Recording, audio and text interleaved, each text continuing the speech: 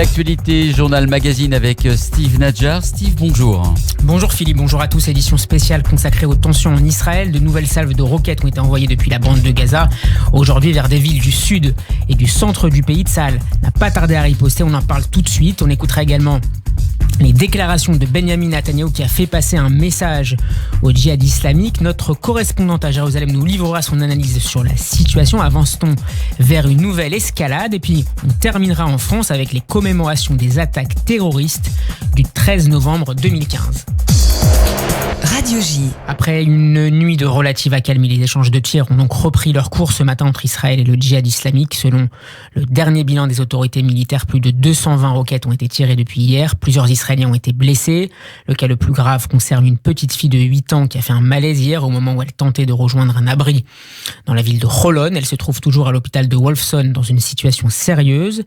Il y a un peu moins de 2 heures, c'est une usine à Sderot qui a été atteinte par une roquette. Un peu plus tôt dans la journée, à partir de 6 heures du matin en local, plusieurs localités limitrophes de la bande de Gaza ont été réveillées par des alertes rouges, notamment à Sderot, Netivot et Ashkelon.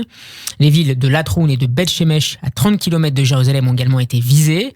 Le système de défense Dôme de Fer a été utilisé à plusieurs reprises ce matin pour intercepter les missiles les plus dangereux. Et en riposte, Tsahal a visé plusieurs cibles du djihad islamique, faisant plusieurs victimes.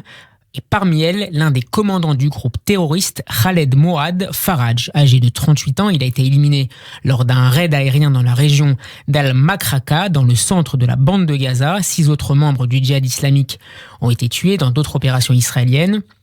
Ils étaient impliqués dans l'envoi de roquettes vers le territoire israélien. Selon le ministère de la Santé gazaoui, 12 Palestiniens sont morts depuis hier matin, en grande majorité des terroristes du djihad islamique, selon Tsahal.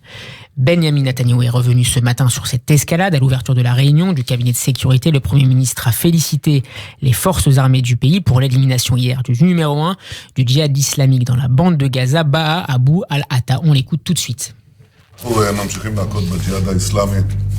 Nous continuons à frapper le djihad islamique après que nous ayons éliminé le commandant en chef du djihad dans la bande de Gaza. Il était responsable de la plupart des attaques en provenance de la bande de Gaza ces dernières années et il planifiait également d'organiser d'autres attaques précisément ces derniers jours.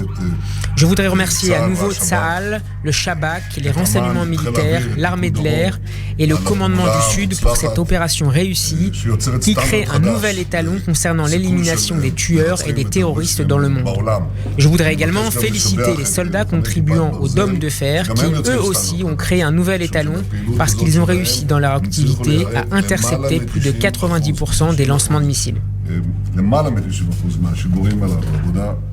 Selon Tsahal, en effet, 90% des roquettes se dirigeant vers les zones résidentielles ont été interceptées par le système de défense antimissile Dôme de Fer.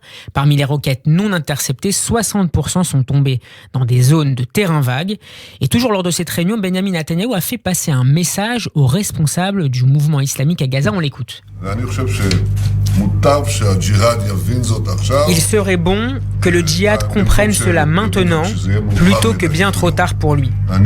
Je crois que ce message commence à être intégré par le djihad islamique. Ils comprennent que nous allons continuer à les frapper sans pitié. Ils comprennent que la force d'Israël est puissante et que la force de notre volonté est encore plus grande. Nous sommes déterminés à combattre et à protéger notre terre. Et s'ils pensent que ces tirs ou ces attaques nous affaibliront et nous feront perdre notre détermination, ils se trompent.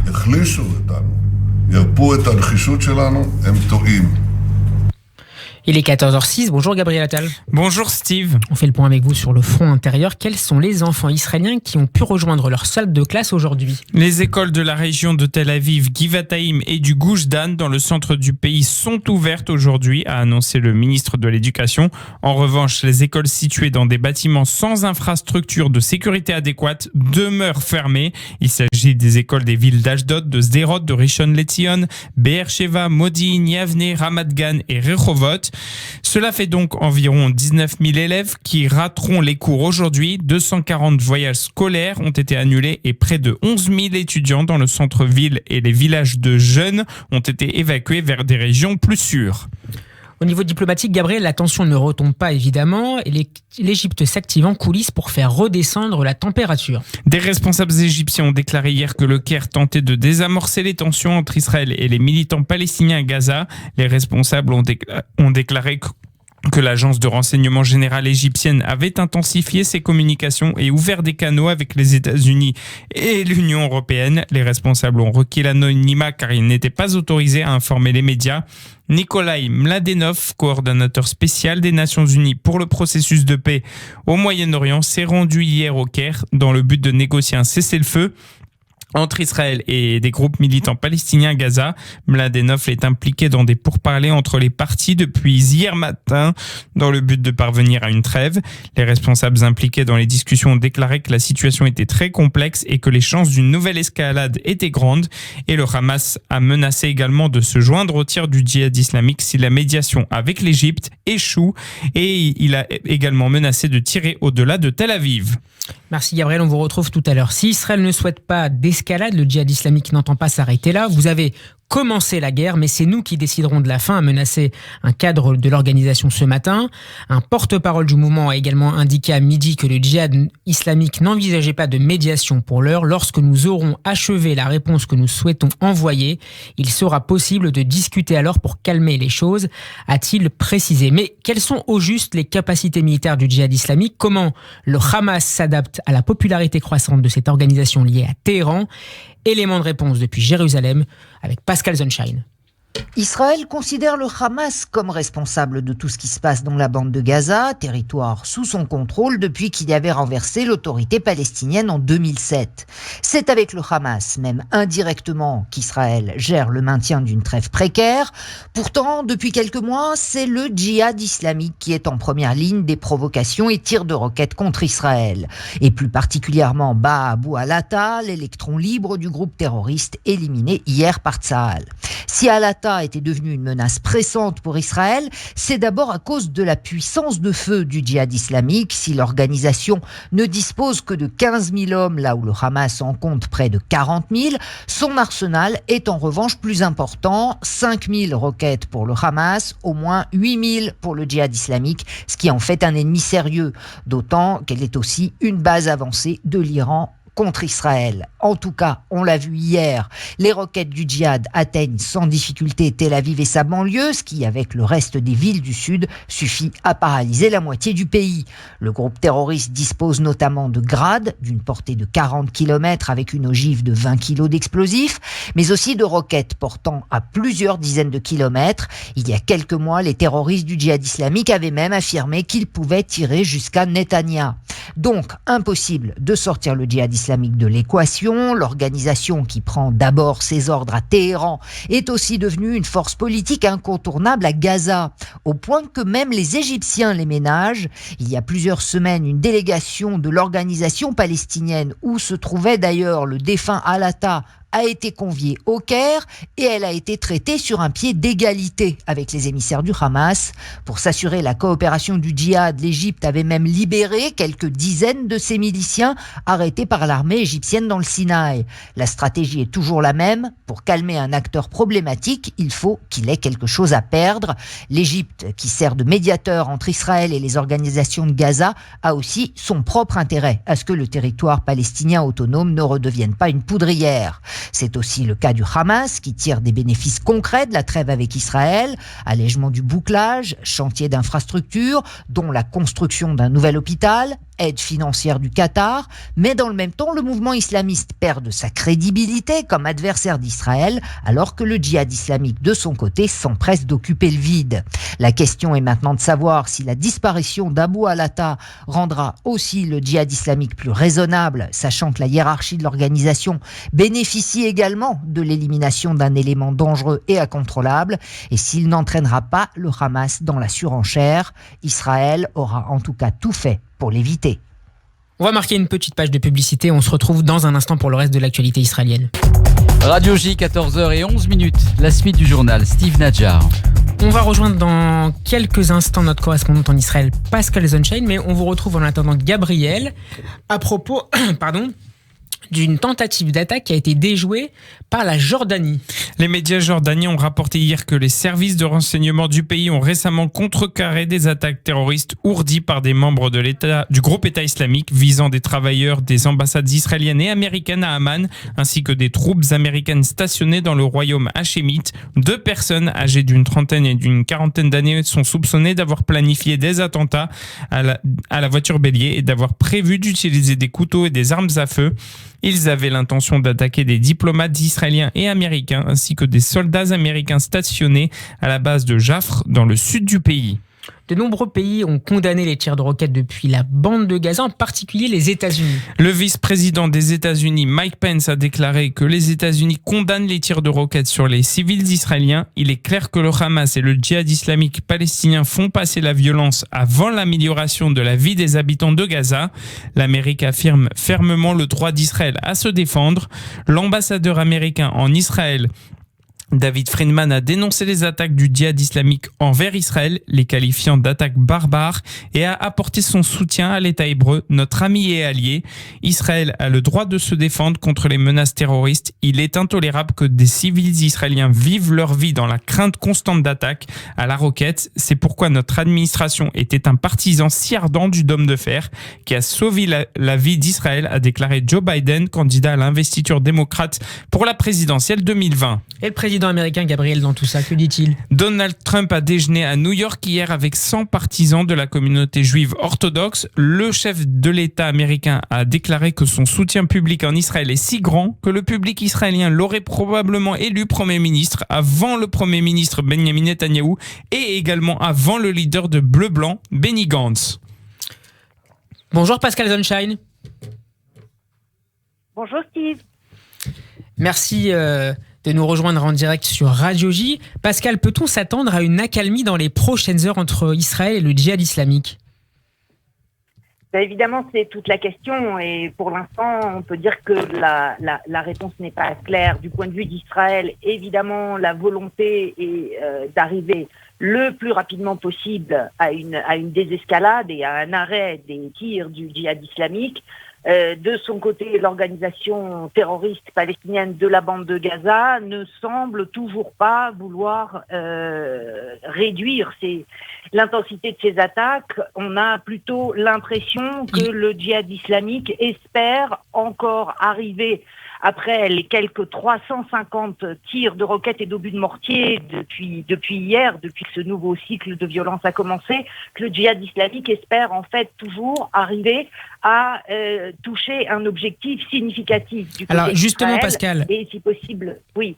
Pardon. Oui, Le djihad islamique a menacé de frapper sérieusement Tel Aviv. À quelles conditions le gouvernement israélien pourrait-il décider d'étendre ses opérations militaires dans la bande de Gaza ? Il y a 2 éléments. D'abord, effectivement, vous l'avez dit, la possibilité qu'on ne peut pas exclure qu'un des tirs de roquettes finisse par toucher une cible et fasse des dégâts importants, voire des victimes, ce qu'évidemment personne ne souhaite. L'autre paramètre qui pourrait convaincre ou décider Israël d'une opération militaire d'importance serait l'entrée en scène du Hamas. Or, jusqu'à présent, la tactique israélienne poursuivie depuis le début de cette opération, c'est justement de laisser le Hamas à l'écart de cette confrontation qui se passe uniquement entre Tsahal et le djihad islamique. Donc, tant que le Hamas reste à l'extérieur, les risques d'escalade restent finalement relativement limités. Justement, Pascal, la presse israélienne parlait ce matin du dilemme du Hamas. Quel est-il ? Est-ce que le Hamas se réjouit paradoxalement de la mort d'Abou al-Ata, qui était assez populaire, voire très populaire dans la bande de Gaza, tout en ayant à prendre en compte sa popularité au sein de la population palestinienne ? Alors, il y a à nouveau, là aussi, deux éléments. Bien évidemment, la menace que représentait Abou al-Ata, donc ce chef de la branche armée du djihad islamique pour le nord de la bande de Gaza, et qui était le responsable unique, peut-on dire, des attaques à la roquette contre Israël depuis maintenant près de 18 mois. Il était pratiquement derrière chacune de ces attaques et précisément dans les périodes où indirectement le Hamas négociait avec Israël une consolidation de la trêve. Et prenait finalement une sorte de figure politique à l'intérieur de la bande de Gaza comme étant le seul finalement à se soucier de l'intérêt des Palestiniens, alors que le Hamas, lui, collaborait avec Israël. C'est un petit peu caricaturalement ce qui se passait finalement entre le Hamas et le djihad islamique. L'autre point, alors évidemment, la disparition de cet élément clé du djihad islamique est une bonne nouvelle pour le Hamas, mais le Hamas, en n'intervenant pas, en restant à l'extérieur, risque aussi sa légitimité politique à l'intérieur de la bande de Gaza. De son point de vue, cela représente aussi un risque. Donc il y a un risque politique pour le Hamas. Il y a un risque politique, absolument. Donc le Hamas, lui aussi, avance un petit peu dans cet épisode sur le fil de rasoir. Un quotidien arabe a évoqué ce matin des menaces israéliennes contre le numéro 1 du djihad islamique à Damas. Quand savez-vous, Pascal ? Pour l'instant, disons, ce qui se passe en dehors spécifiquement du front de Gaza est évidemment un peu plus flou. Maintenant, il est clair que justement, ce Abu al-Ata qui agissait de sa propre initiative à Gaza prenait aussi une partie de ses ordres de la direction du djihad islamique en Syrie. Et là, c'est effectivement un canal, je dirais, stratégique qui le reliait directement à l'Iran, que Israël, évidemment, cherche aussi à neutraliser de façon à contenir à long terme la menace du djihad islamique depuis la bande de Gaza. C'est donc aussi un message à Téhéran qui a été envoyé depuis hier par Israël. C'est indirectement, oui, certainement un message. On sait très bien que l'organisation du djihad islamique, il faut savoir qu'il n'y a pas de population chiite musulmane dans la bande de Gaza. Les Palestiniens sont exclusivement sunnites. Cela dit, et le Hamas et le djihad islamique ont des relations privilégiées avec le régime de Téhéran, à ceci près que le djihad islamique, lui, a véritablement fait allégeance à l'Iran. Donc, évidemment, il est aussi un des outils de sa politique hégémonique dans la région. Un dernier mot de politique, Pascal, avec vous. Benyamin Netanyahou peut-il sortir renforcé de cette séquence ? Il y a évidemment, bien entendu, vous le rappelez, un aspect politique. Il ne faut pas oublier qu'on est toujours au cœur des tractations pour la formation du nouveau gouvernement, qui reste maintenant très exactement une semaine à Benny Gantz pour arriver à former un gouvernement. Les pourparlers continuent entre le Likoud et le parti centriste Carol Lavan. Benyamin Netanyahou, se présentant encore comme le responsable de la défense israélienne, peut essayer effectivement de jouer sur cette opération militaire pour convaincre le parti centriste de la nécessité sécuritaire, en tout cas, de former un gouvernement d'union nationale. C'était Pascal Eisenstein en direct de Jérusalem. Merci Pascal, prenez soin de vous. Merci. On va se retrouver dans quelques instants pour la suite de l'info dans le cadre de cette émission. Radio J, c'est sur 94.8 FM et retrouvez-nous aussi en vidéo sur notre chaîne YouTube Radio J. Lundi 25 novembre à 19h30, Théâtre de la Madeleine, concert exceptionnel. Enrico Macias chante pour le Magen David Adom. Et l'on m'appelle l'Oriental, le brun. Billetterie à partir de 30 €. Catégorie A, 80 €. Carré or, 160 €. Renseignements et réservations au 01 43 87 49 02 ou mda-france.org. Magen David Adom, service d'urgence médicale en Israël. Le Bnei Brit Ben Gurion vous invite à son 24e salon des écrivains le dimanche 24 novembre de 14h à 18h30 dans les salons de la mairie du 16e arrondissement. Littérature, histoire, humour, art, politique, philosophie. Un espace jeunesse. Invité d'honneur, Philippe Val. À 19h, table ronde, antisionisme ou antisémitisme. Avec Pascal Bruckner, Jean-Paul Chagnolot, Bathier-Or, Sylvain Maillard et Raphaël Yerushalmi. Dimanche 24 novembre, à partir de 14h, mairie du 16e. 14h21 Radio J, la suite du journal Steve Nadjar. On vous retrouve Gabriel Attal. L'Inde est donc aux côtés d'Israël dans cette opération suite aux 250 roquettes envoyées depuis la bande de Gaza vers l'État hébreu. 3 hashtags sont particulièrement utilisés dans le pays.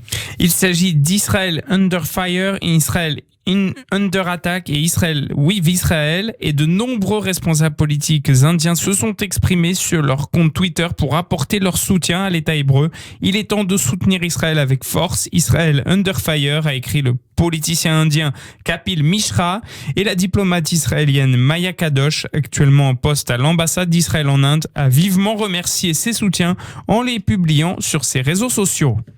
Il y a aussi de belles histoires à raconter. Surprise à un mariage, la vainqueur de l'Eurovision 2018, Neta Barzilai, est arrivée à Beersheva pour des jeunes mariés. C'est votre histoire du jour, Gabriel. Oui, c'est à Beersheva et c'était hier soir. Le couple Efrat et Eliran envisageait de se marier lors d'une cérémonie avec plus de 400 invités, mais les grands rassemblements sont interdits par le commandement du front intérieur pendant les périodes d'attaque. Le couple a alors décidé de se marier lors d'une cérémonie beaucoup plus petite dans un espace protégé.